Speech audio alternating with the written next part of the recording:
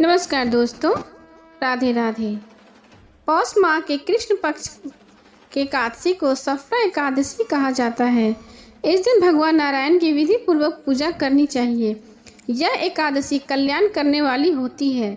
सफला एकादशी का व्रत अपने नाम के अनुसार मनुकूल फल प्रदान करने वाला होता है। इस एकादशी के व्रत से व्यक्ति के जीवन में उत्तम फल की प्राप्ति होती है और वह जीवन का सुख भोगकर मृत्यु के पश्चात विष्णु लोक को प्राप्त करता है। सफला एकादशी की पूजा विधि। दशमी की तिथि को शुद्ध और सात्विक आहार का एक समय लेना चाहिए।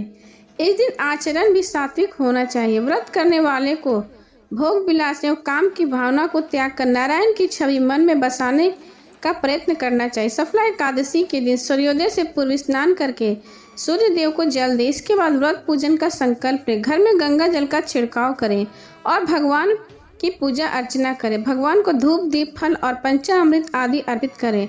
नारियल सुपारी आंवला अनार और लौंग आदि से भगवान की पूजा करें। संध्या काल में अगर चाहें तो दीपदान के पश्चात फलाहार कर सकते हैं। रात्रि जागरण कर श्री हरि के नाम के भजन करें।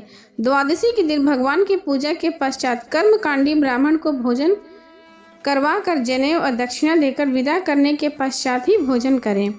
जो भक्त इस प्रकार सफला एकादशी का व्रत रखते हैं वह रात्रि जागरण या भजन कीर्तन करते उन्हें श्रेष्ठ युगों से पुण्य मिलता है। उसे कहीं बढ़कर फल की प्राप्ति होती है। अब सुने सफला एकादशी व्रत की कथा। महाराज युधिष्ठिर ने श्री कृष्ण से पूछा, हे जनार्दन, पौष कृष्ण एकादशी का क्या नाम है? उस दिन कौन से देवता का पूजा किया जाता है और उसकी क्या विधि है? कृपया करके आप मुझे बताएं। भगवान श्री कृष्ण कहने लगे, हे धर्मराज, मैं तुम्हारे स्नेह के कारण तुमसे कहता हूँ, एकादशी व्रत के अतिरिक्त मैं अधिक से अधिक दक्षिणा पाने वाले यज्ञ से भी प्रसन्न नहीं होता हूँ। अंत में भक्ति और श्रद्धा से युक्त होकर यह व्रत करें। हे राजन, द्वादशी युक्त पौष कृष्ण एकादशी का महात्म्य तुम्हें एकाग्रचित होकर सुनाता हूँ। इस एकादशी का नाम सफला एकादशी है। इस एकादशी में देवता श्री नारायण हैं। विधि पूर्वक इस व्रत को करना चाहिए। जिस प्रकार नागों में शेषनाग, पक्षियों में गरुड़, सब ग्रहों में चंद्रा, योगों में अश्वमेघ और देवताओं में भगवान विष्णु श्रेष्ठ हैं, उसी तरह सभी व्रतों में एकादशी का व्रत सबसे श्रेष्ठ है। जो मनुष्य एकादशी का व्रत करते हैं वे मुझे परम प्रिय हैं। अब इस व्रत की विधि मैं कहता हूँ। मेरी पूजा के लिए ऋतु के अनुकूल फल, नारियल, नींबू, नैवेद्य आदि 16 वस्तुओं का संग्रह करें। इस सामग्री से मेरी पूजा करने के बाद रात्रि जागरण करें। इस एकादशी के व्रत के समान यज्ञ, तीर्थ, दान, तप तथा दूसरा कोई व्रत नहीं। 5000 वर्ष तप करने से जो फल मिलता है उससे भी अधिक सफला एकादशी व्रत करने से मिलता है। हे राजन, अब आप एकादशी की कथा सुने। चंपावती नगरी में एक महिष्मान नामक राजा राज्य करता था। उसके 4 पुत्र थे। उन सब में लुम्पक नाम वाला बड़ा राजपुत्र महापापी था। वह पापी सदा पर स्त्री और वेश्या या गण में बुरे कर्मों में पिता का धन नष्ट किया करता था। सदैव ही देवता, ब्राह्मण, वैष्णव की निंदा किया करता था। जब राजा को बड़े पुत्र के ऐसे कुकर्मों का पता चला तो उन्होंने उसे अपने राज्य से निकाल दिया। तब वह विचार करने लगा कि मैं कहाँ जाऊँ, क्या करूँ। अंत उसने चोरी करने का निश्चय किया। एक दिन वह वन में रहता और रात्रि को अपने पिता के नगरी में चोरी करता तथा प्रजा को तंग करने और उन्हें मारने का कुकर्म करने लगा। कुछ समय पश्चात सारी नगरी भयभीत हो गई। वह वन में रहकर पशु आदि को मारकर खाने लगा। नागरिक और राज्य के कर्मचारी उसे पकड़ लेते किंतु राजा के भय से छोड़ देते। वन के एक अति प्राचीन विशाल पीपल का वृक्ष था। लोग उसकी भगवान के समान पूजा किया करते थे। उस वृक्ष के नीचे वह महापापी लुम्पक रहा करता था। इस वन में लोग देवताओं की क्रीड़ा स्थली मानते थे। कुछ समय पश्चात कौश कृष्ण पक्ष की 10वीं तिथि वह वस्त्रहीन होने के कारण शीत के चलते सारी रात्रि को सो नहीं सका। उसके हाथ पैर अकड़ गए। सूर्योदय होते वह मूर्छित हो गया। दूसरे दिन एकादशी को मध्याह्न के समय सूर्य की गर्मी पाकर उसकी मूर्छा दूर हुई। गिरता पड़ता वह भोजन की तलाश में निकला। पशुओं को मारने में समर्थ नहीं था। अंत पेड़ों के नीचे गिरे हुए फल उठाकर वापस उसी पीपल के वृक्ष के नीचे आ गया। उस समय तक भगवान सूर्य अस्त हो चुके थे। वृक्ष के नीचे फलाहार करने लगा। हे भगवान, मैं आपके ही अर्पण ये फल है, आपके भी तृप्त हो जाइए। उस रात्रि को दुख के कारण रात्रि को भी उसे नींद नहीं आई। उसके इस उपवास और जागरण से भगवान अत्यंत प्रसन्न हो गए और उसके सारे पाप नष्ट कर दिए। दूसरे दिन प्रातः एक अति सुंदर घोड़ा अनेक सुंदर वस्तुओं से सजा हुआ उसके सामने आकर खड़ा हो गया। उसी समय आकाशवाणी, हे राजपुत्र, श्री नारायण की कृपा से तेरे सारे पाप नष्ट हो गए। अब तू अपने पिता के पास जाकर राज्य प्राप्त कर। ऐसी वाणी सुनकर वो अत्यंत प्रसन्न हुआ और दिव्य वस्त्र धारण करके भगवान आपकी जय हो कहकर अपने पिता के पास गया। उसके पिता ने प्रसन्न होकर उसे समस्त राज्य का भार सौंप दिया और वन का रास्ता ले लिया। अब लंपुक शास्त्र अनुसार राज्य करने लगा। उसके स्त्री पुत्र आदि सारे कुटुंब भगवान नारायण के परम भक्त हो गए। वृद्ध होने पर उसने अपने पुत्र को अपना राज्य सौंपकर वन में तपस्या करने चला गया और अंत के समय बैकुंठ को प्राप्त हुआ।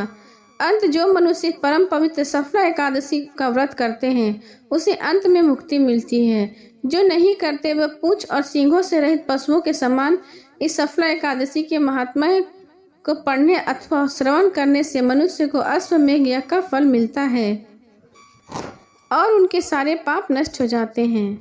तो प्रेम से बोलिए विष्णु भगवान की जय। अब सुने एकादशी की अन्य कथा। एक राजा था, उसके राज्य में प्रजा बहुत सुखी थी। उस राज्य में एकादशी के दिन कोई अन्न नहीं बेचता और नहीं खाता था। सभी लोग केवल फलाहार किया करते थे। एक बार भगवान ने राजा की परीक्षा लेने के लिए सुंदरी का रूप धारण किया और सड़क के किनारे बैठ गए। तभी राजा उधर से गुजरा। सुंदरी को देखकर चकित रह गया। उन्होंने सुंदरी से पूछा कि तुम कौन हो और इस तरह यहाँ क्यों बैठी हो। तब सुंदरी के रूप में मौजूद भगवान ने कहा कि मैं निराश्रिता हूँ, इस नगर में मेरा कोई जान पहचान का नहीं है, मैं किससे सहायता मांगू। राजा उसके रूप पर मोहित हो गए और बोले कि तुम मेरे महल में चलकर मेरी रानी बनकर रहो। इस पर सुंदरी ने कहा कि मैं तुम्हारी बात मानूंगी, लेकिन तुम्हें राज्य का अधिकार मुझे सौंपना होगा।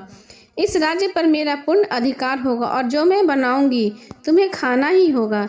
यह सुनकर सुंदरी के रूप में परमोहित राजा ने मुझे सारी शर्तें मंजूर है ऐसा कह दिया। अगले दिन एकादशी थी, लेकिन रानी ने आदेश दिया कि बाजारों में अन्य दिनों की तरह अन्न बेचा जाए। इतना ही नहीं, उसने घर में मांस मछली आदि पकवाए और परोस कर राजा से खाने के लिए कहा।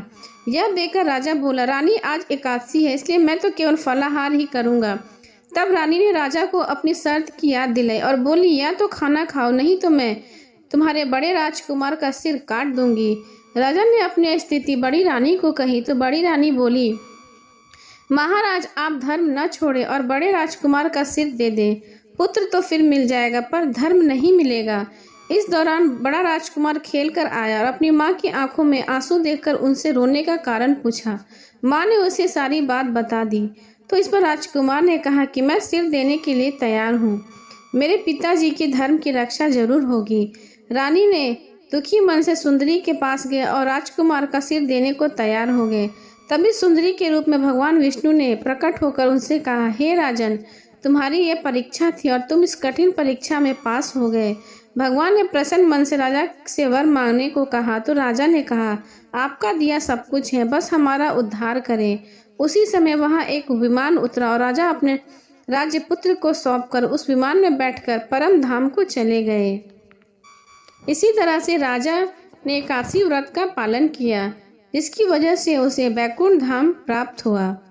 प्रेम से बोले विष्णु भगवान की जय। अब सुने एकादशी की एक अन्य कथा। एक राजा के राज्य में सभी लोग एकादशी का व्रत रखते थे। प्रजा तथा नौकर चाकरों से लेकर पशुओं तक को एकादशी के दिन अन्न नहीं दिया जाता था। एक दिन किसी दूसरे राज्य का एक व्यक्ति राजा के पास आकर बोला, महाराज कृपा करके मुझे नौकरी पर रख लें। तब राजा ने उसके सामने एक शर्त रखी कि ठीक है मैं रख लेता हूँ, किंतु रोज तो तुम्हें खाना मिलेगा, लेकिन एकादशी के दिन अन्न नहीं मिलेगा। उस व्यक्ति ने उस समय हाँ कह दी, पर एकादशी के दिन जब उसे फलाहार का सामना करना पड़ा तो वह राजा के सामने जाकर गिड़गिड़ाने लगा, महाराज इससे मेरा पेट नहीं भरेगा, मैं भूखा मर जाऊंगा, मुझे अन्न दे दो। राजा ने उसे शर्त की बात याद दिलाई, पर वह अन्न छोड़ने को तैयार नहीं हुआ। तब राजा ने उसे आटा दाल चावल आदि दिए और नित्य की तरह नदी पर जाकर बनाने को कहा और कहा स्नान कर कर भोजन पकाना। जब वो स्नान कर कर भोजन पकाने लगा और जब भोजन बन गया तो वह भगवान को बुलाने लगा, आओ भगवान भोजन तैयार है। उसके बुलाने पर पीताम्बर धारण किए भगवान चतुर्भुज रूप में आ पहुँचे तथा प्रेम से उसके साथ भोजन करने लगे। भोजन आदि करके भगवान अंतर ध्यान हो गए तथा वह अपने काम पर चला गया। 15 दिन के बाद अगली एकादशी को वह राजा से कहने लगा कि महाराज मुझे दुगना सामान चाहिए। उस दिन तो मैं भूखा ही रह गया। राजा ने कारण पूछा तो उससे बताया कि हमारे साथ भगवान भी खाते हैं, इसलिए हम दोनों के लिए यह सामान पूरा नहीं होता। यह सुनकर राजा को बड़ा आश्चर्य हुआ। वह बोला, मैं नहीं मान सकता कि भगवान तुम्हारे साथ खाते हैं। मैं तो इतना व्रत रखता हूँ, पूजा करता हूँ, पर भगवान ने मुझे कभी दर्शन नहीं दिए। राजा की बात सुनकर वह बोला, महाराज यदि आपको विश्वास न हो तो साथ चलकर देख लें। राजा एक पेड़ के पीछे छिपकर बैठ गया।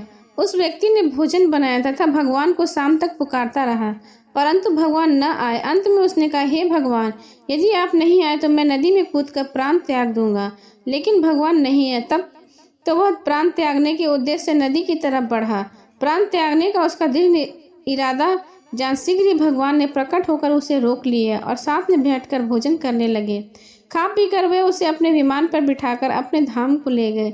यह देख राजा ने सोचा कि व्रत उपवास से तब तक कोई फायदा नहीं होता जब तक मन शुद्ध ना हो। इससे राजा को ज्ञान मिला। वह भी मन से व्रत उपवास करने लगा और अंत में स्वर्ग को प्राप्त हुआ। प्रेम से बोले विष्णु भगवान की जय।